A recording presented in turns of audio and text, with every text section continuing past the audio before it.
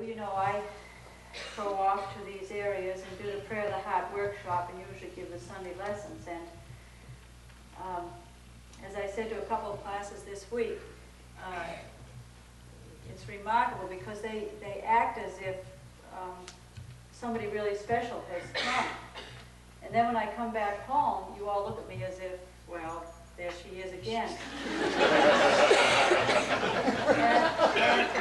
and it's a very strange trip that I go through. I mean, they clamor for my books. They sold 75 of my books while I was there. They ordered tapes. They gave me a standing ovation at the second Sunday service, and don't you dare give me one this morning. But and then here we are, and one of you know, it's like, oh well, she's back again. Hold on. It's a very strange experience. I just thought you might like to know that. The church where I spoke was the kind of church we should be in.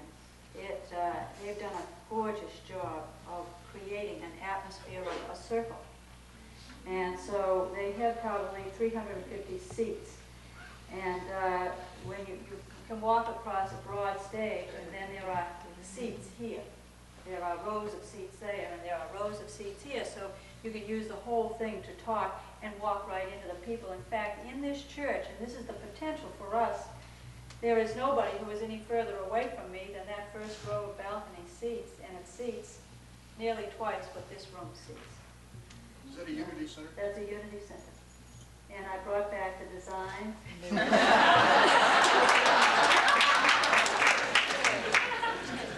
And they've done a lovely job with the seating thing, because they have pews that are padded, nicely padded, and with just a little arm so that you don't have to rub hips with everybody around you. You know how with pews you have to rub hips. Well, especially if you're crowded. Well, it's beautifully done, and the colors are exquisite. So there you are. So good morning. Good morning. I didn't like the title of the lesson I was supposed to talk on this morning, so I canceled it. Talking on something else. And it comes from my awareness that decision-making is very difficult. Would you agree? Yes. So I thought I might give you a mighty lesson on making decisions. So are you ready? You have to make a decision. Are you ready?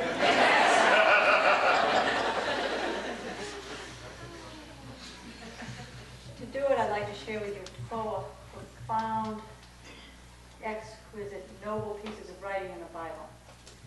And the first one is the story of Noah. That's N-O-A-H, Noah. And as you know, in the account of Noah, he is out hanging around on the earth one day, and God starts speaking to him. And when God speaks to him, and literally it says Noah was out there walking with God, just hanging around one day. And remember to always relate yourself in the Bible to the person about whom it is being spoken. Keep that in mind. These aren't people 5,000 years old. These are you. And the drama of the Bible is that this is you. And this relates to you intricately and intimately. And so God comes to me and says, you know, Noah, the earth is corrupt, and it's filled with violence. And God sees that the earth is corrupt, and all flesh is corrupted. And so he says to Noah, I've determined to make an end of all flesh, for the earth is filled with violence. And then he orders him to make an ark of gopher wood, make rooms in the ark and cover it inside and out with pitch. And then he describes it very clearly of how it is to be done. He then orders him to place on that ark that he's built. He has no sense of Noah's timing. Did you ever get that feeling? Bill Cosby does it beautifully. He doesn't say, well, Noah, what are you doing tomorrow? And do you have an appointment at 4 o'clock tomorrow afternoon? Well, we can't do it tomorrow. We'll wait till the next day. Do you have any plans in mind? Were you thinking of taking a trip anywhere or anything, Noah? He doesn't ask me any questions. He just says, Noah, this is it, kid. I've got business for you to do. And I want you to hear what Noah says at the end. This is Genesis 6, verse 22. And catch yourself in this one, folks. Noah did this. He did all that God commanded him. Item 1. Now I'd like to tell you about Abraham, good old Abe. My pet story, those of you who've been around long enough know that it's a pet story. And it's about Abraham's test with God after he's given birth to a child. And his wife had given birth to that child when Abraham was 9 years old, and the child's now grown to be about 8 or 9. Especially here at this service where you have children, imagine yourself in this position. Again, Abe is hanging around out in the field one day, and as he hangs around, this voice starts talking to him and says to him, Abraham.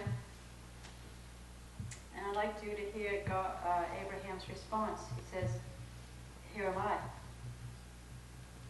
And he says to him, take your son, your only son Isaac, whom you love, and go to the land of Moriah and offer him there as a burnt offering upon one of the mountains of which I shall tell you.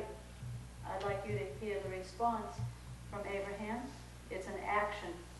So Abraham rose early in the morning, saddled his ass, and took 2 young men with him and his son Isaac, and cut the wood for the burnt offering, and arose and went to the place where God had told him.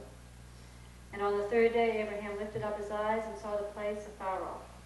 Then he goes ahead and he prepares the wood and the fire at the altar upon which he is to lay his son.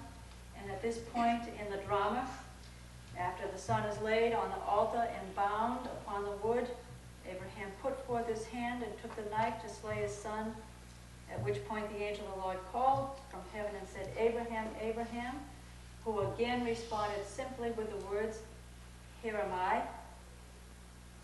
And then the Lord said, don't lay your hand on the lad or do anything to him, for now I know of your love for God. You did not withhold your son from me. And so he looked up, Abe lifted up his eyes and looked, and behold, behind him was a ram caught in a thicket by his horns.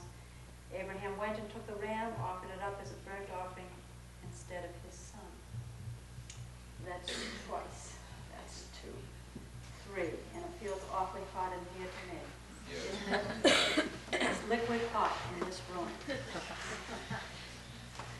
The next account is that of Moses.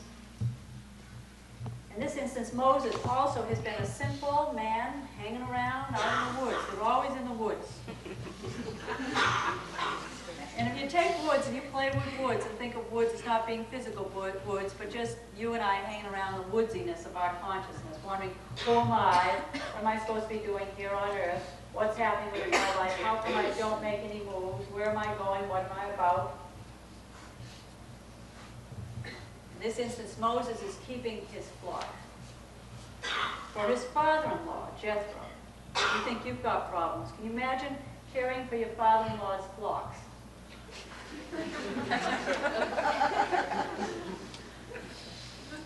At which point the angel of the Lord appears to Moses in a flame of fire out of the midst of a bush, and looks, and lo, the bush is burning, yet it was not consumed. That's a mystical experience. The bush is burning, yet it is not consumed. And Moses said, I will turn aside and see this great sight, why the bush is not burnt. And the Lord saw that Moses turned aside to see. God called to him out of the bush, saying, Moses, Moses. Notice the parallels running here. Notice the name is called. Noah, Noah. Abraham, Abraham. Michael, Michael. Juanita, Juanita. Roger, Roger. Karen, Karen. Move, move, move. Move again. Move, move. What's the response? Here am I, here am I. I will respond, I will respond. Here am I, here am I. What's the situation? Hanging around. Available. Porous. Vulnerable. Holy. Remember, I've often said that holiness is probably the state of having holes in you, through which God might seep into your pores. And I'm not kidding. I'm not kidding.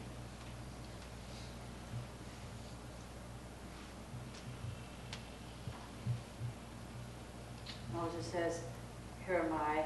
And then God says, don't come near. Put off your shoes from your feet, for the place in which you're standing is holy ground. And then he says, I am the God of your father, the God of Abraham. And then God has the gall to say to Moses, Moses, I want you to do something. He says to Noah, I want you to do something. Usually he talks in a southern voice when he talks like this. I want you to do something. I guess that makes it softer. I want you to do something, Moses. I want you to do something, Noah. I want you to do something, Abraham. And it's never what we planned.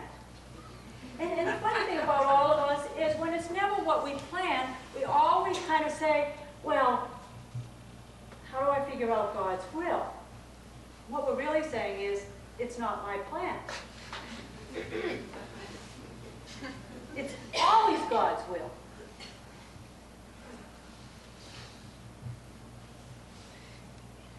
And God says to Moses, Moses, I want you to lead these people out of Egypt. And you know what Moses says? He says, who, me?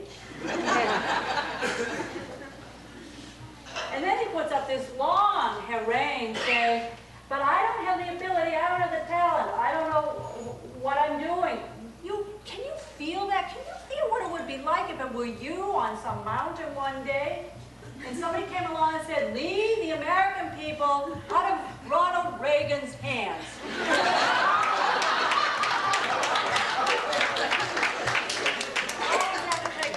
On how the political movement.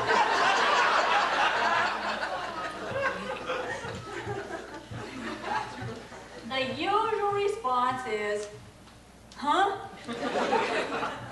Check this out, not me.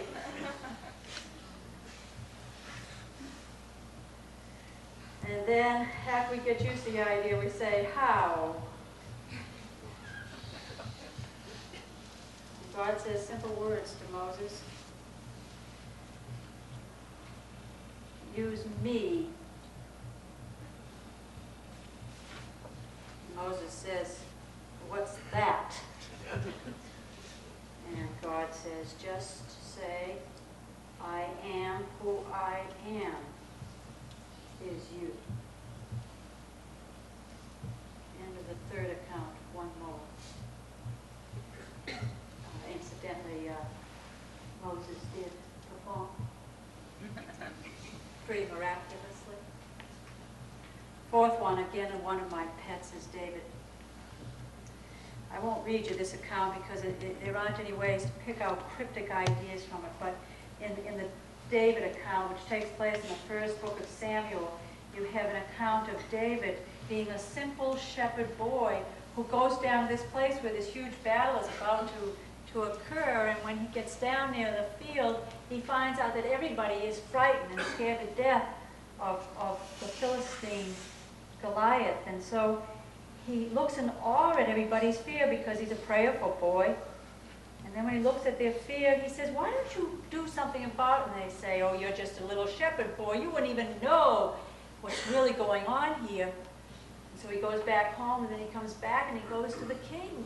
And he says to King Saul, he says, I can do something about that. And Saul says, but you're too tiny, you're too small. And David says, but I've never had any trouble with the lions who have come close to the den where I keep the sheep. I've never had any problems with that at all. I've always used God who's inside of me to empower me to take action, to move out of the world. Those are my words, but that's like what he's saying. And so Saul begins to have belief in him. And then Saul goes ahead and he puts his armor on him, his mighty hat and his flak jacket of armor and his mighty sword and his shield.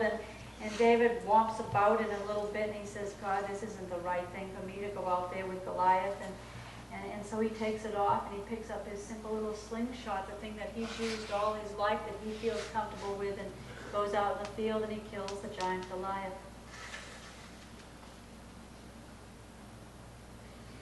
Let's take a look at those wonderful, wonderful stories and see how they relate to us in terms of our decisions.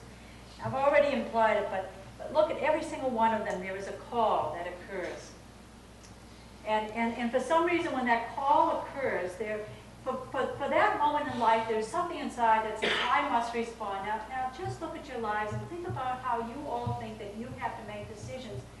And I don't believe any of you has to ever make a decision, because I sincerely believe that decisions are made through you, for you, that you don't have to make choices, that choices are propulsions that move into the forebrain of consciousness, at which point you say, God, I've got to make a decision about that.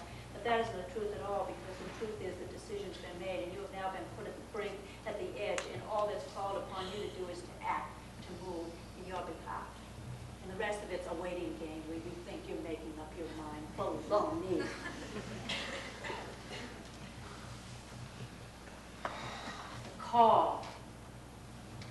Listen to a program this morning on television, the Unity program that comes on at 6:30, and they were talking about how ministers are called. Ministers aren't the only ones who are called. We're all called. The only thing ministers do is put a spiritual charge on everything, to make it all look hunky-dory. The subtler underneath is God's in charge of your life, and there is a call, there is a movement, and the call comes forth and it says, your name. Now move. Your name. Do any of you remember Harry Chapin, that wonderful singer, was killed just, maybe 4 or 5 years ago? He used to sing a song called Somebody's Calling My Name. Oh, how I loved it, because somebody is calling your name. Do you know how your name is called? You know how we all hope that there'll be this voice in the sky that will come out and will say, Denise, now's the moment. Go buy the new home.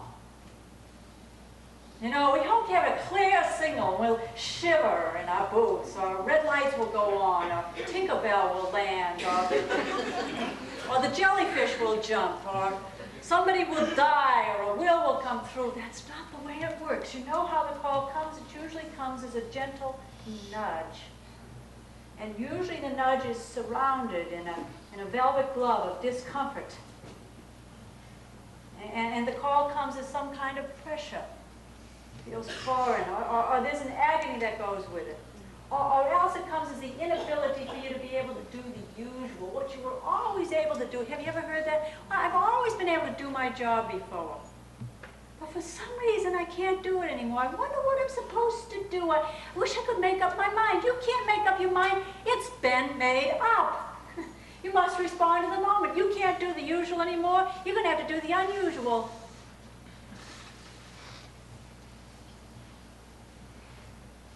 Sometimes it's a persistent gnawing that lasts for 5 years, 10 years. And you say, God, I just can't make up my mind. My God, folks, persistent gnawing is the mind's being made up. Just hang around. Just hang around. Clarity will come. I am more and more convinced that the way growth works is that you get pushed off the ledge into a new space. All right? I just made that move. You get pushed off into the onto a new ledge, and you're hanging there, and you think that you're still back here, and you think that you've got to make up your mind to step off onto that ledge. But that's not the truth. You're already there. You've already grown out of your eggshell. You're already spread right through the whole thing, oozing yourself through. The only thing for you to do is to come into agreement. I'm already there. And stop banging your head about it. I'll bet that scares you to death, that stuff, doesn't it? Doesn't make you feel like you are totally out of control, huh? You are. That joke that we're in control, that's what it is, a joke. Especially for those of us who are willing to hang out a little bit further on the edge. Do any of you believe me? Yes.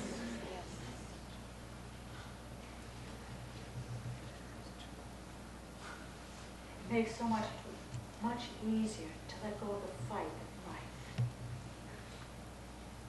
It makes it so much easier to be willing. Okay, God, I'm willing. Here am I, Lord. Here am I, Lord. Here am I, Lord. Abraham, Noah, Moses, David. Here am I. Come on, why do you think they're examples? Why do you think they've survived the test of time? Because they were absurd? No, because they were on. You too, you want to be on. Come into that sense, that awareness of life. It isn't turning life into being good or bad. It's coming to that sense of being here where it is now with myself and responding. So let's talk about the response. First the call, then the response. Here I am. But most of us say, are you kidding? Seems to be one of two responses. Here I am.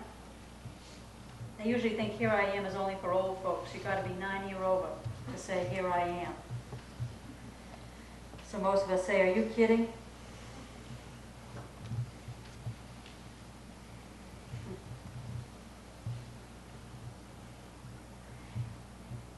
And a part of here I am is listening to that word I am inside. You know, folks, in order for you to be able to be vital with life, in order for you to be able to respond to life, in order for you to continue to keep being alive, it is essential that you understand I am.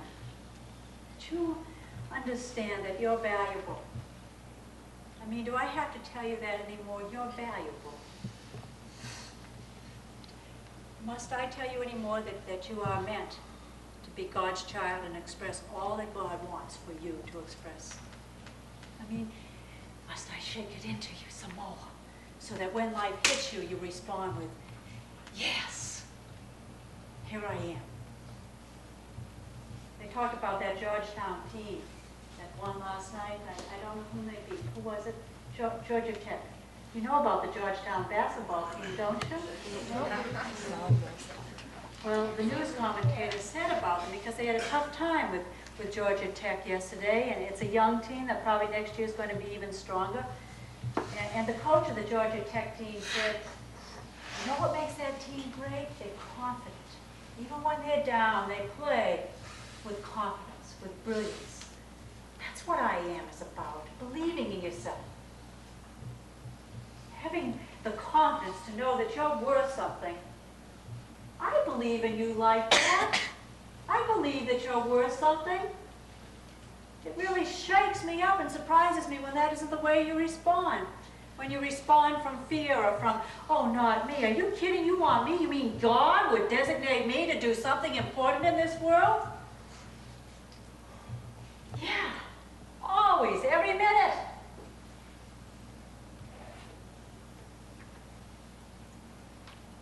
And if you don't believe that yet, hang around me a little bit longer. Then you can leave this church. I'll never forget a wonderful story. It isn't just a story, it's the truth. It's from my mother raising us. And my younger brother was the third child, the last child. He came 4 years after me. He was a baby of the family. We made a lot out of Richard. We doted over him, but he was different, very different. Think about yourself. How different are you? How different do you feel? Have you always felt different? Doesn't everybody always feel different? Well, here was little Richard, blonde, blue-haired, blue-haired, blonde-eyed, blue-haired, yeah.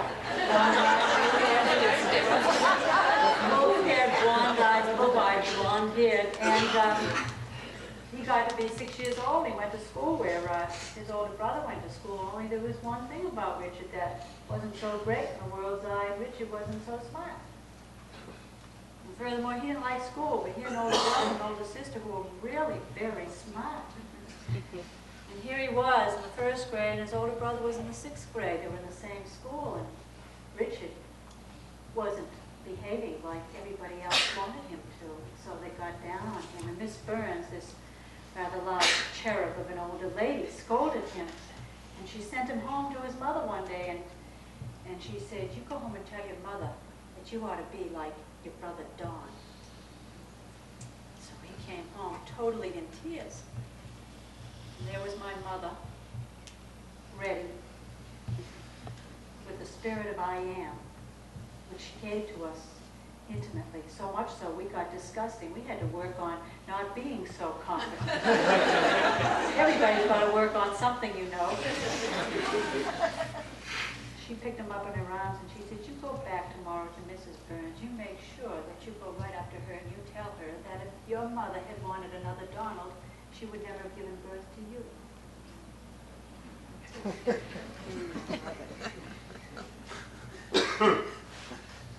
I am. And if you don't understand the I am, why don't you do some meditating? Why don't you go inside? Why don't you find a way inside? I can't take you in there. You've got to. This is as far as I can take you. Where did I discover it? How do I know there's something inside of me that causes me to respond, that gives me courage? I went inside. I discovered it. I found it. I spent hours.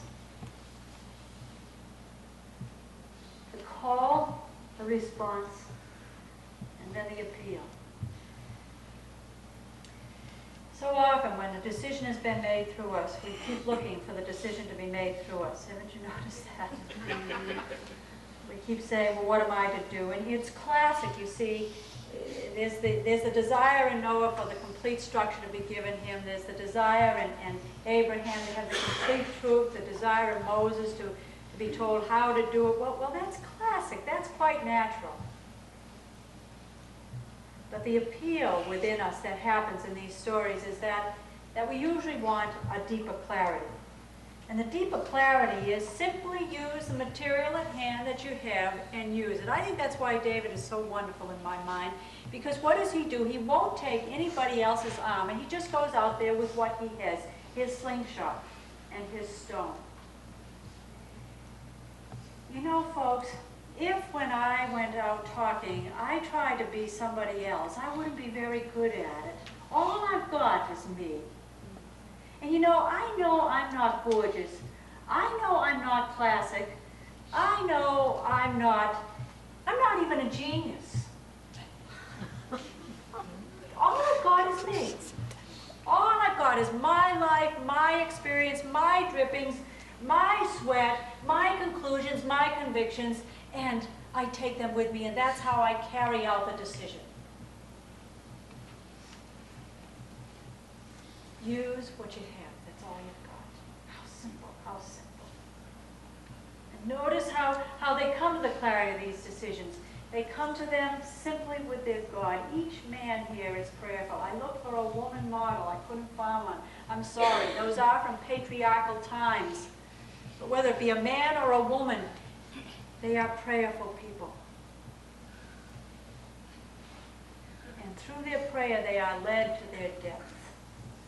And you know what's interesting about decision making? When you step off this ledge into this moment, and you know that a decision's been made for you, do you think that's the way the decision's going to end up? No, that is not the way it works. The way the decision ends up is you then take another move, and another move, and another move, and another move, and as you move, you change, time changes, people changes, condition changes, situations change. The decision you make back there is nothing like the way it will formalize itself out here. Don't be afraid of that. Just keep moving. Just keep moving. Love that song. Gotta keep moving.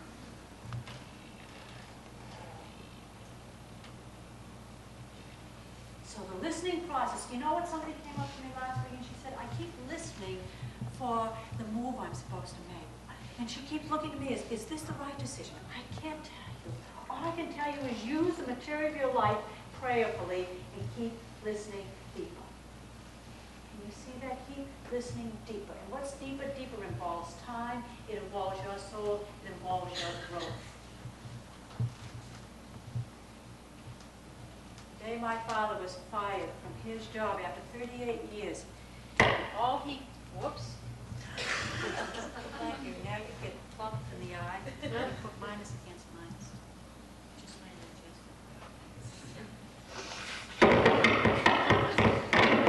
that's excellent. Am I on? Yes. Yeah, I'm on. He had no idea he would end up being the proprietor of the Merry Christmas shop. You know all he knew? I'm going to survive. And it took him years finding out how he would survive.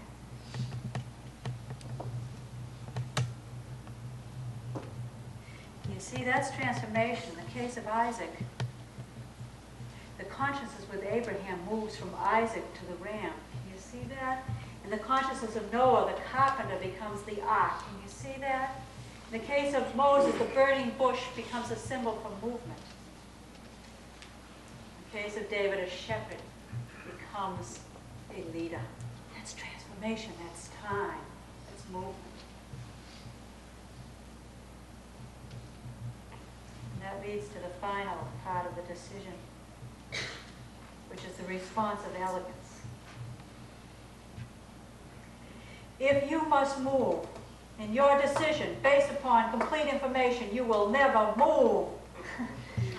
The excitement about making a decision is moving without complete knowledge, without the ship in, without the expectation. The only thing is move. And the way you move is you must take one foot off this ledge, put it out there, and then finally pull the other one off. There is nothing to do but to move forward. That's the elegant movement. That's the dignity. That's why Kierkegaard talks about the leap of the dancer.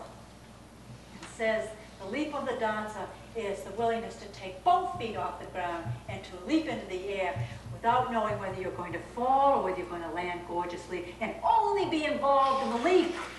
Only be involved in the leap. Come on, folks. Only be involved in the leap.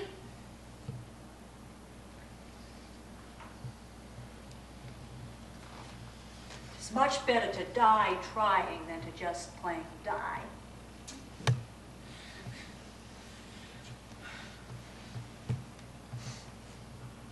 It isn't that you land, but that you flew.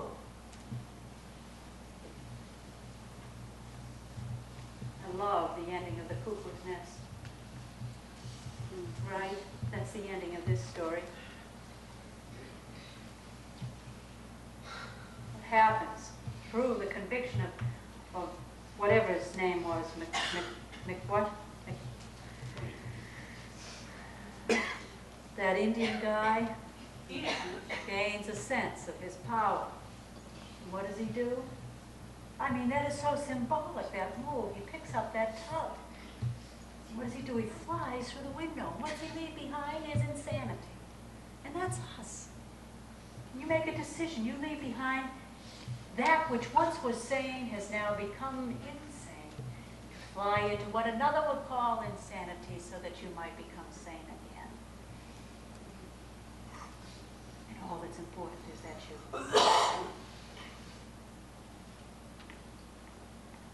fly.